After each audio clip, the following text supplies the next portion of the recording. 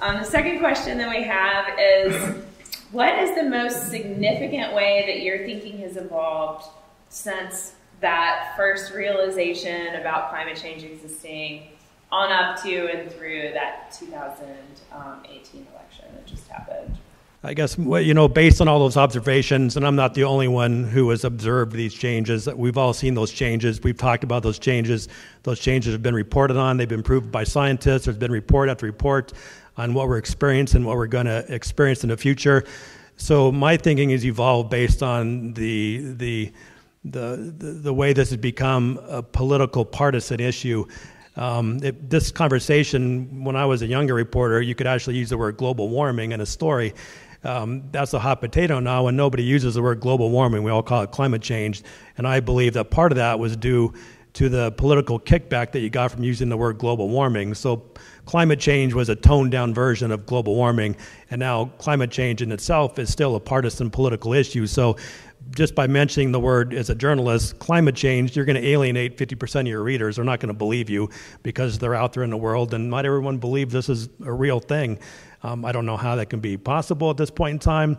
I have my theories, but the fact of the matter is my thinking has evolved based on perhaps the ignorance or the inability of others to alter their opinions, to see the changes occurring around them, and to admit to those changes without feeling ashamed of themselves for changing their point of view. I think that's how my thinking has evolved on this issue most of all, and it was punctuated in 2016 by our sitting president who believes this is a hoax, and all his people who choose to follow him also believing that this is a hoax. Yeah, I think a lot of the work that I do is my main job is with Climate Smart Missoula here, and working on local solutions and considering the ways in which climate change impacts our local community and what we can do to reduce our carbon footprint. And I think that importance of local has shifted for me. When I first learned about and heard about the climate crisis, it felt so big, so overwhelming, as it does for so many of us, and it is.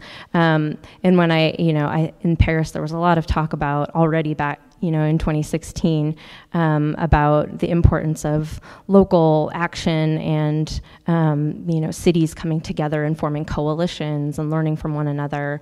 Even today, we've seen so many more state and local and regional commitments to 100% clean energy or 100% clean electricity or carbon neutrality. And I think my thinking at the beginning was that can't possibly be enough.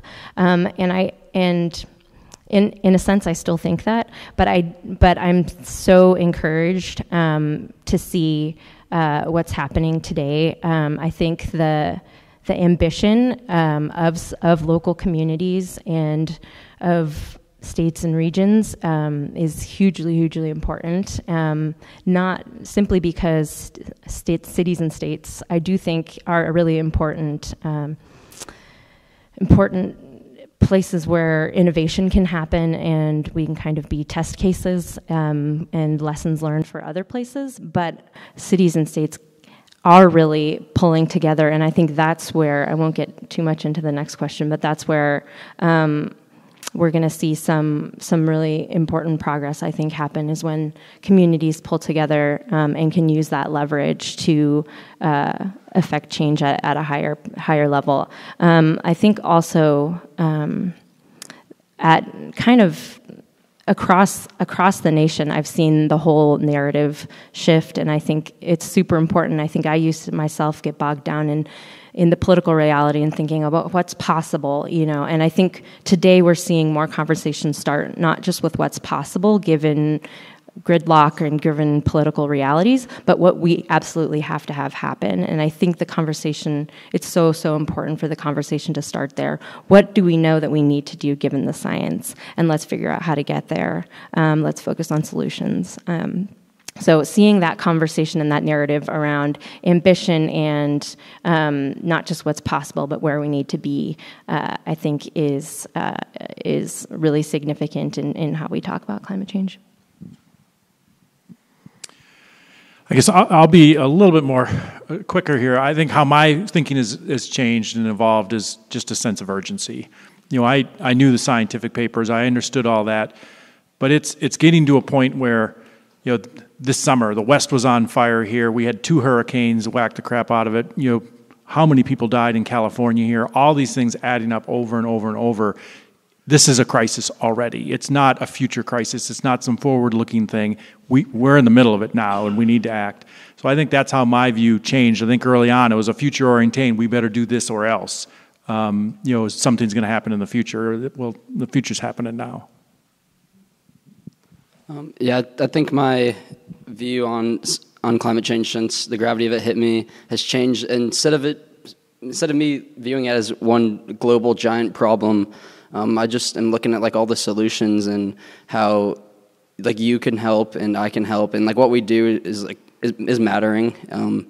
It really can make a difference, and if we don't do it, who else is going to? And I just really am focusing on the positives of what we can do about the issue here.